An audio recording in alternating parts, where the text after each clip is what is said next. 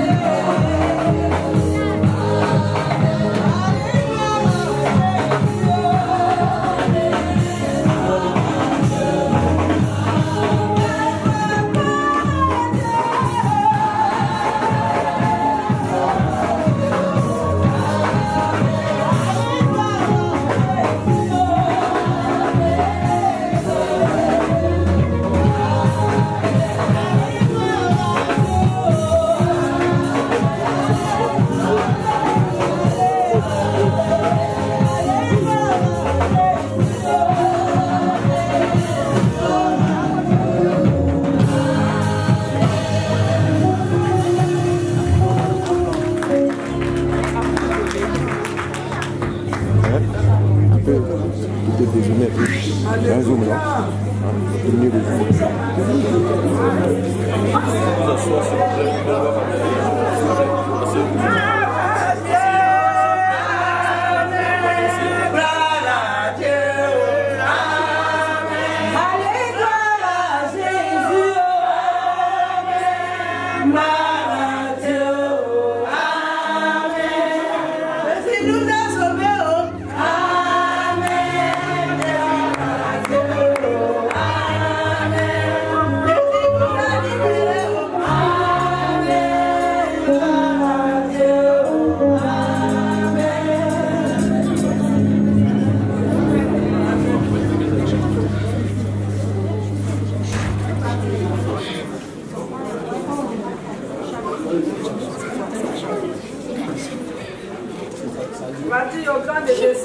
Il faut passer devant. Les petits qui font...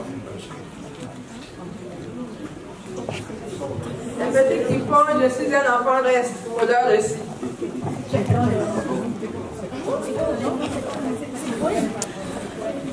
Ce poème a été écrit par une mamie qui s'appelle Mamie Koul. Et il est intitulé « Je suis un enfant ». En fait, le thème de notre journée, c'est l'importance d'un enfant. L'importance de l'enfant. Donc nous allons à travers ce poème, que nous allons dire que nous sommes importants aux yeux de Dieu et aux yeux du monde entier. Sans nous, vous n'êtes rien. Amen. Donc c'est le tour des... Moi. Je suis Michel. Amen. Ciel. Allez, on va l'écouter. Je suis un enfant.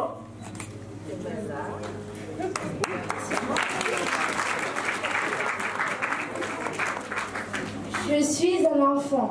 Le monde entier attendait ma venue. Toute la terre observe attentivement pour voir ce que je serai.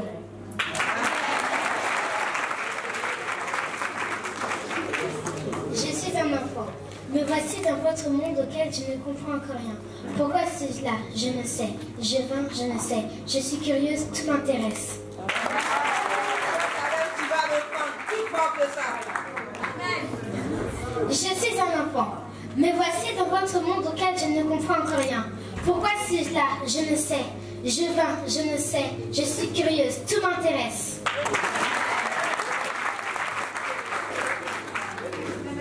Je suis un enfant, vous tenez dans votre main ma destinée, mon échec, mon succès dépend beaucoup de vous.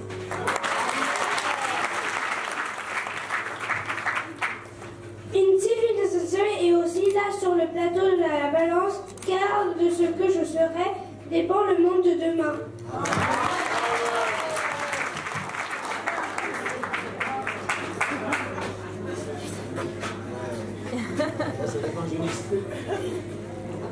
Donnez-moi, je vous en prie, ce qui contribue à me rendre vraiment heureux. À vous, tu vas le prendre avec des gestes. C'est l'évangéliste. Donnez-moi, je vous en prie, ce qui contribue à me rendre vraiment heureux.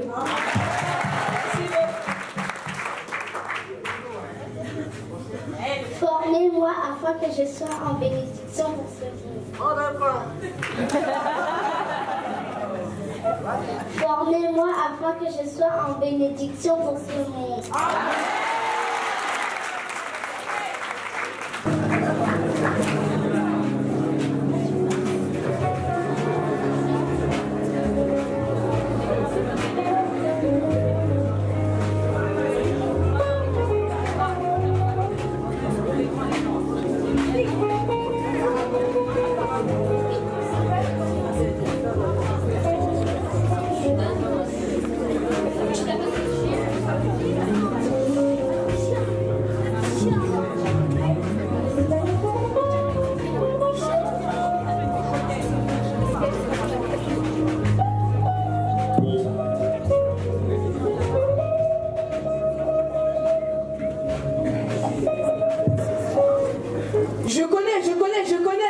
Mais tu connais quoi? Je connais. Mais tu connais quoi? Tu connais l'alphabet? Oui. Tu connais l'alphabet? Oui. Tu connais l'alphabet? Bah vas-y. A, B, C, D, E, F. Non, pas cet alphabet-là. Tu parles de laquelle? Je parle de l'alphabet céleste. Ah! Vous la connaissez? Oui. Allez, récitez. A. À notre Dieu et Père, soit la gloire au siècle des siècles. Amen. B. Bénissez l'Éternel, vous ces anges qui êtes puissants en force, qui exécutez les ordres en obéissant à la voix de sa parole. C. Craignez Dieu et donnez-lui gloire, car l'heure de son jugement est venue. Adorez celui qui a créé les cieux et la terre, la mer et les sources d'eau. Apocalypse 14, verset 6. Et il faut que ceux qui l'adorent, l'adorent en esprit et en vérité. Jean 4, verset 9. L'Éternel marchera devant toi, il sera lui-même avec toi. Il ne te délaissera point, il ne t'abandonnera point. Ne crains point, il ne t'effraie point.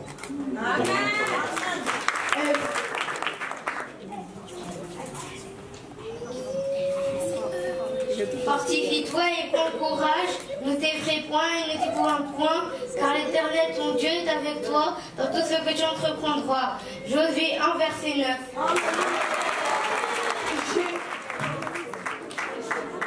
Gloire à Dieu dans les lieux très hauts et paix sur la terre parmi les mondes qu'il a créés. Luc 2, 14.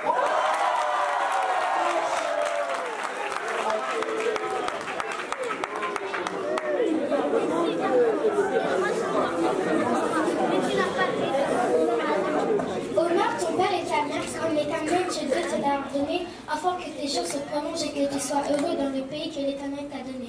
Deutéronome 5, verset 16.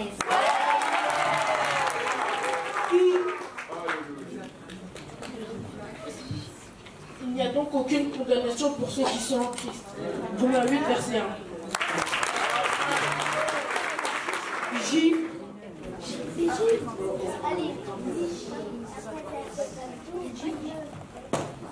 Jésus lui répondit, tu aimeras le Seigneur, ton Dieu, de tout ton cœur, de toute ton âme et de toute ta pensée. C'est le premier et le plus grand commandement.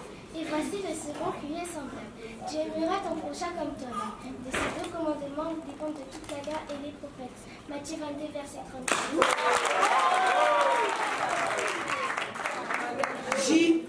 J'ai été crucifié, avec Christ, et si je vis, ce n'est plus moi qui vis, c'est Christ qui vit en moi.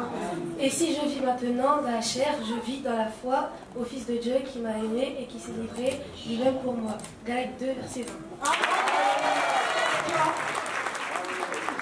Jésus-Christ est le même hier, aujourd'hui et éternellement.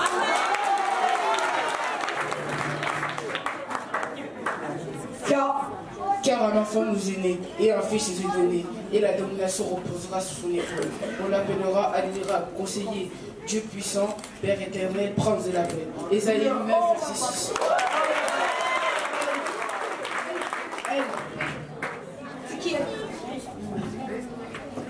Les bontés de l'Éternel ne sont pas épuisées, ses compassions ne sont pas tardables. Elles se renouvellent chaque matin.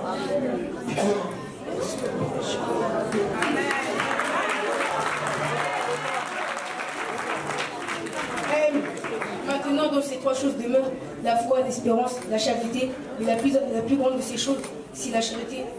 Ésaïe 1, verset 13. Moi, j'ai haine. Ne crains rien, car je suis avec toi. Ne promène pas des regards inquiets, car je suis ton Dieu. Je te fortifie, je viens à ton secours, je te soutiens de ma droite. Oh! Or, sans la foi, il est impossible de lui être agréable, car il faut que celui qui s'approche de Dieu croit que Dieu existe et qu'il est le rémunérateur de ceux qui le cherchent. Hébreux 11, verset 6. Pour nous, nous l'aimons parce qu'il nous a aimés le premier jour, verset 19.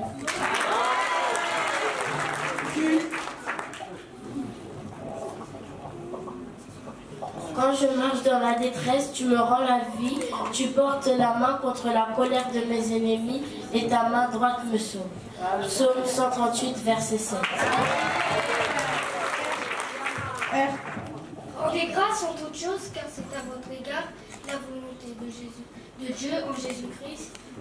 1 Thessaloniciens 5, verset 18. Si quelqu'un est en Christ, il est une nouvelle créature. Les choses anciennes sont passées, voici toutes choses sont devenues nouvelles. 2 Corinthiens 5, verset 17. Toute écriture est inspirée de Dieu et utile pour enseigner, pour convaincre, pour corriger, pour instruire dans la justice, afin que l'homme de Dieu soit propre et accompli à toute bonne œuvre. 2 Timothée 3, versets 16 à 17. Humiliez-vous donc sous la puissante main de Dieu, afin qu'il vous aide au temps convenable, et déchargez-vous sur lui de tous vos soucis, car lui-même prend soin de vous. 1 Pierre 5, versets 6 à 7.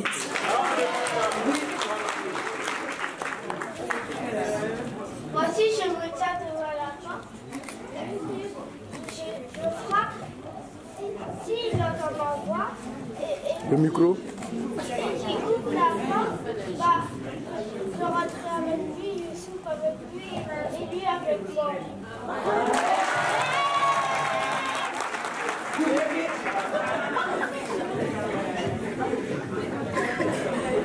Moi, je n'ai pas de W. Comment ça, tu n'as pas W? J'ai suivi. T'as suivi? Oui. Vas-y. Hein. Voici, je viens comme un voleur. Devant celui qui veille et qui garde ses vêtements, afin que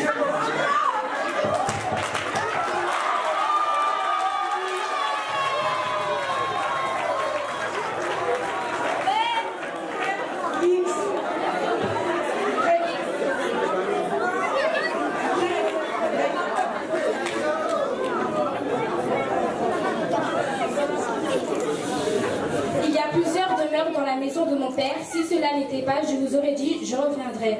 Et lorsque je m'en serai allé et que je vous garderai une place, alors je reviendrai vous prendre avec moi pour que là où je suis, vous y soyez aussi. Jean 14, versets 2 à 3. Z. Ayez Jésus, les noms de la parole, soyez fervents d'esprit, servez le Seigneur, Romains 12, verset 3.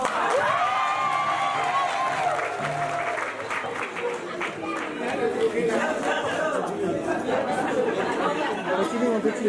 Continue.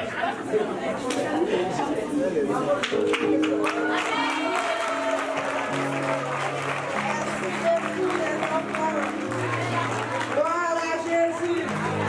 Alléluia. Alléluia. La Bible, elle est riche. Nous avons aussi l'alphabet biblique. Et les enfants qui ont récité l'alphabet biblique. Nous allons passer aux ados. Et c'est la monitrice, Madame Sam, qui les conduit.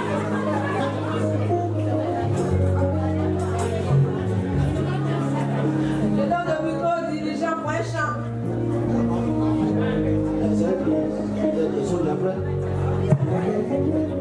Madame Sam, vous êtes au micro.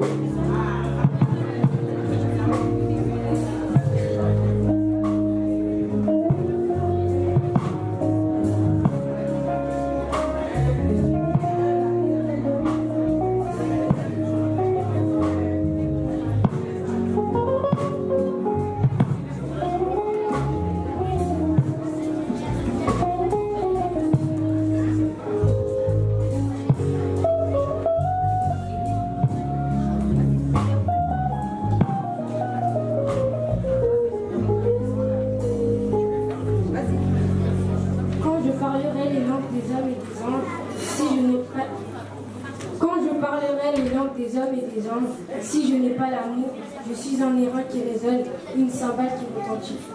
Et quand j'aurai le don de prophétie, la science de tous les mystères et toute la connaissance, quand j'aurai même toute la foi jusqu'à transporter des montagnes, si je n'ai pas l'amour, je ne suis rien.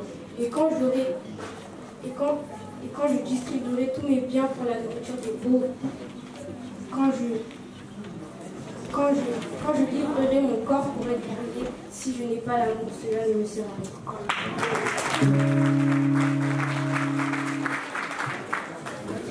L'amour est patient, il est plein de bonté. L'amour n'est pas envieux, l'amour ne se vante point, il ne s'enfle point d'orgueil, il ne fait rien de malhonnête, il ne cherche point son intérêt, il ne s'irrite point, il ne soupçonne point le mal. Il ne se réjouit point de l'injustice, mais il se réjouit de la vérité. Il excuse tout, il croit tout, il espère tout, il supporte tout. L'amour ne périt jamais. Les prophéties seront abolies, les langues cesseront, la connaissance sera abolie, car nous connaissons en partie et nous prophétisons en partie.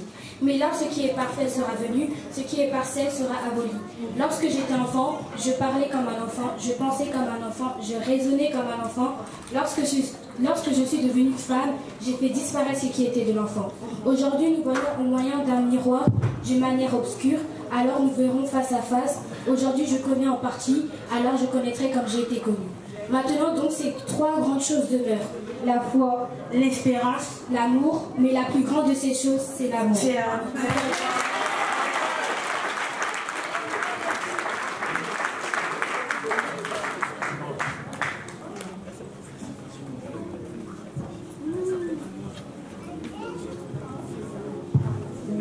Qui a cru à ce qui nous était annoncé? Qui a retenu le bras de l'Éternel? Il s'est élevé devant lui comme une faible plante, comme un rejeton qui sort d'une terre desséchée.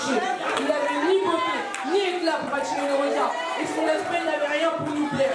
Méprisé et abandonné des hommes, homme de douleur et habitué à la souffrance, semblable à celui dont on détourne le visage. Nous l'avons dédaigné et n'avons fait de lui aucun cas.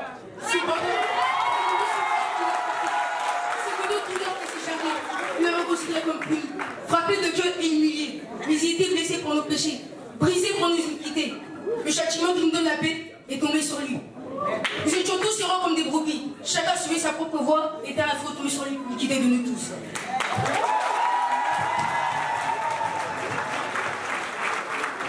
Il a été maltraité jury a une brebis muette devant ce qu'il attend, et il n'a point ouvert la bouche. Il a été enlevé par l'angoisse et le châtiment, et parmi ceux de sa génération, qui a cru qu'il était retranché de la terre des vivants, et frappé pour les péchés de mon peuple.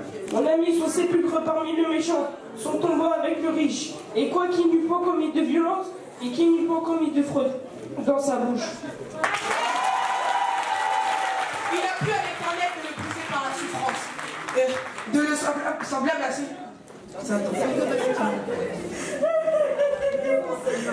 Il a plu à l'Éternel de le briser par la souffrance. Après avoir livré sa vie en sacrifice pour le péché, il verra une prospérité et plongerait ses jours, et l'œuvre de l'Éternel prospérera entre ses mains. À cause du travail de son œuvre, il rassasiera ses regards par sa connaissance, mon serviteur juste justifiera beaucoup d'hommes et se chargera de leur...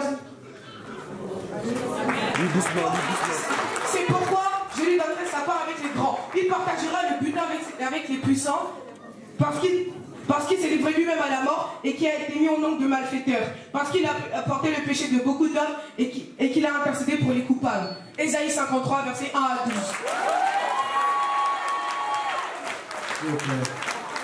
Merci, on va prier pour vous, le fils. Il a pleuré, non?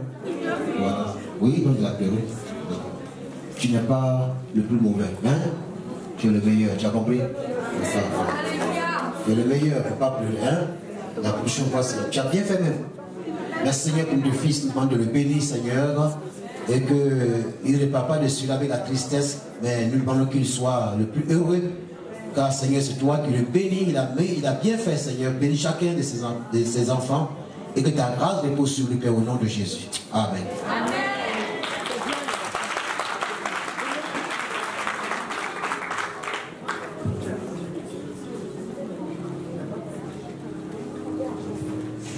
Alléluia.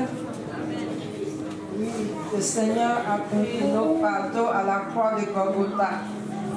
Il est mort pour les adultes, il est mort pour les enfants. Il a porté nos péchés. Son sang a coulé et par ce sang, nous a blanchis, nous a rendus propres. C'est pourquoi nous nous tenons ce matin devant vous pour pouvoir l'honorer et le glorifier. Nous allons terminer par un chant d'ensemble. Tous les enfants,